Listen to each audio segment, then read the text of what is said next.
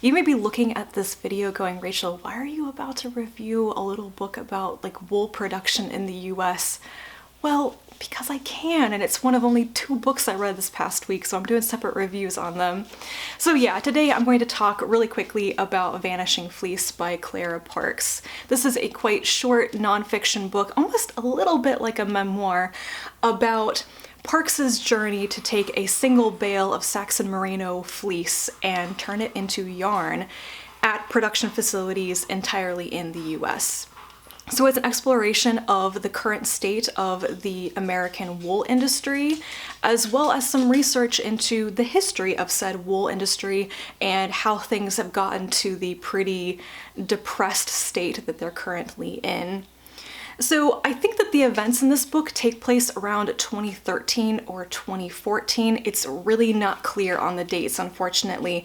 The book was published in 2019, so I think it's pretty much written about 5 years after this journey that Parks went on. It begins when she meets a man named Eugene Wyatt, who had a flock of like pristine Saxon merino sheep in New England. And after a couple years of friendship, he just gifted her with an entire bale of sheep fleeces. She went out to his farm and helped shear the sheep and see how it was done and everything. And so she was like, what am I gonna do with an entire bale of raw, unprocessed, uncleaned wool? So she turned it into kind of a crowd-funded internet project before like Kickstarter or anything was really a thing. So she basically took this bale of wool around to different facilities that did different parts of the wool production process in the US. And that is the bit where you learn that there are very, very few places who do most of the major steps in this process nowadays. She has to have the fleece cleaned. I think there's only like one place that she finds to do that at the scale that she needs it. And then she has to have it, further processed and then take it to woolen mills and have it spun in different ways. She goes to 4 different woolen mills with different batches of her wool and has it turned into different types of yarn with different processes, like woolen spun versus worsted spun. And then she also investigates some of the dyeing process, like a more large-scale dyeing process, as well as a hand dyer. And it's just a fascinating journey. It's surprisingly emotional, and it really made me enthusiastic while I was reading it about the fact that there are actually still small production family-run woolen mills in the US. I'd known about a couple of them, but this introduced me to a few more, and there are probably so many more. But they're really small facilities. Some of them are on their last legs. Some of them are set up with salvaged equipment from, the early 1900s and everything.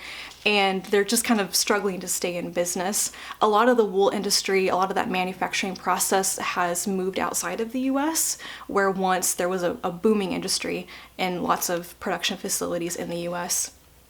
And I think there's really something to say about locally grown, locally made wool to source all of your fleeces from the US, to do all the production in the US. I'm quite interested in that, in fact, and it's from these little facilities run by multiple generations of families and stuff, where you get like those small batch but really high quality fibers that are just done in interesting ways, not just this like corporate conglomerate, everything is the same type of yarn. So it was a really, really fun journey, and it was quite emotional as well. The afterword of the book made me cry, unfortunately. Eugene Wyatt is part of the core of this story. He's such an interesting man. And he did die by suicide about a year before the book was published.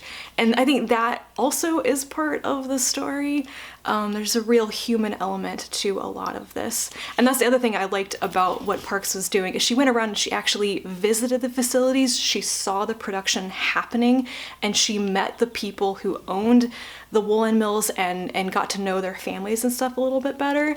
And it really shows that there are people doing this. They're very, very passionate people who are highly skilled, who are still trying to get wool processed in the US.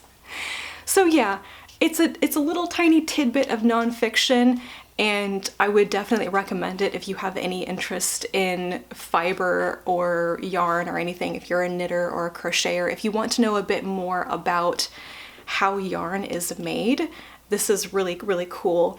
And if you're particularly interested in local fiber, then this is pretty much a perfect little look at the state of the industry and how things are done in this country right now, or as of 5 years ago. It would be great to have some sort of follow-up to compare the state of things when Parks was doing this to how things might have changed recently, because as I kind of know, there's this huge resurgence and interest in the fiber arts and extremely high demand for yarn, especially for hand-dyed yarn. And she kind of touches on that in the book, but I think it's probably blown up even more since she went through this whole process.